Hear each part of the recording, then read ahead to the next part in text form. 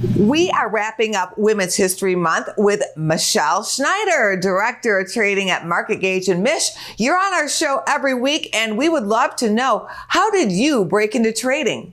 Well, it was really by luck, actually, because I was living in Manhattan in a studio apartment. I was teaching in special education as a consultant in public schools, not making very much money, barely making ends meet. And a neighbor of mine kind of took me under her wing, and she was working as a clerk down on the commodities exchange. And she brought me down there to take a look, see where she worked. And it was love at first sight for me. I just went nuts. Of course, it didn't happen like next day. It took me a couple of years to figure out how to get down there. But I did, and Conti Commodities hired me as an analyst for coffee, sugar, cocoa. Within a year, they made me a member. And then after that, they went belly up with the silver debacle, and I found myself wandering around looking for homes, and I wound up becoming a local. I traded gold, silver, and really spent the bulk of my years trading oil, natural gas, and heating oil until I ended the floor days in Finex.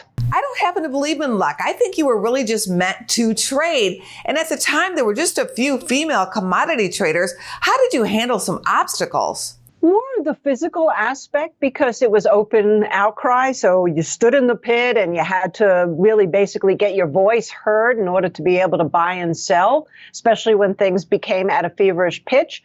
I was smaller and my voice wasn't as loud. I'd say that was probably the biggest obstacle, but I found ways around it. I would sometimes give my orders to a guy, or I would just pick my spots.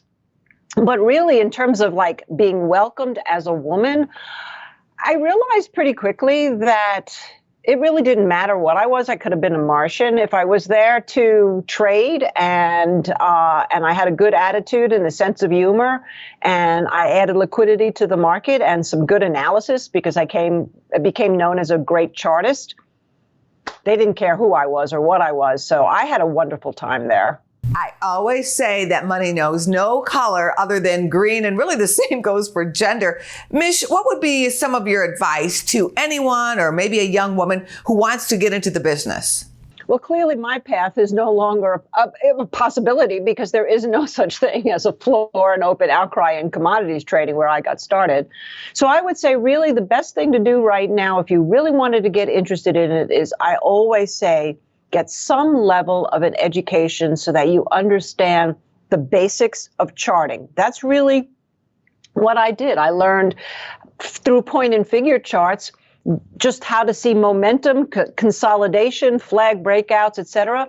You don't have to go that minuscule into something like point and figure, but if you know how to read a basic chart, looking at moving averages, understand the phase, understand things like volume, and be able to really look at just what impacts the U.S. economy so that you can look at sectors, understand small caps versus NASDAQ, transportation versus retail, and really start to kind of get yourself in the head of it, then that's a good place to start. It's really hard to just follow blind anybody. So I'd say that really I wouldn't necessarily invest until I had some idea of risk and then where to take profits when I'm right. A lot of hard work paid off. Thank you, Michele, for sharing your story. Thank you so much. Go to businessfirstam.com for where to see our show on TV.